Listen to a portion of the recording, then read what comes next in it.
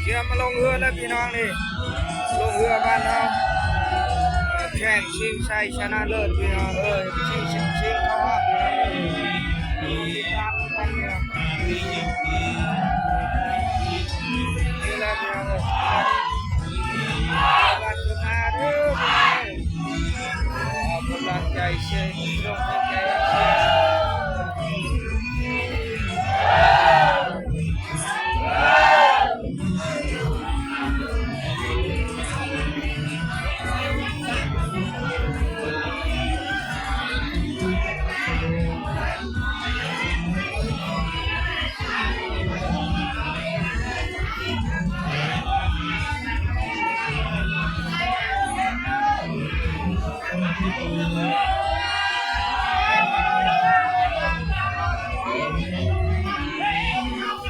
ค่อย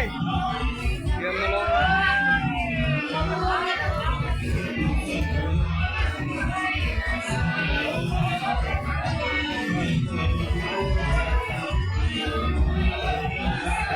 เอาเรือลงน้ำพี่น้องเพื่อชิงเข้ารอบโอ้หัวเรือจมมานะหัวเรือปอดลงมาเลย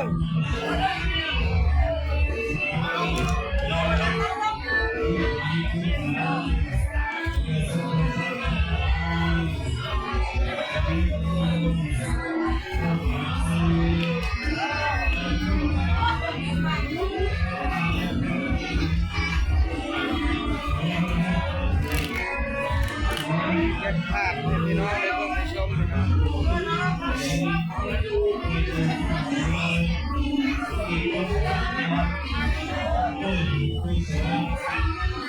อ๋อจับหัวเรือได้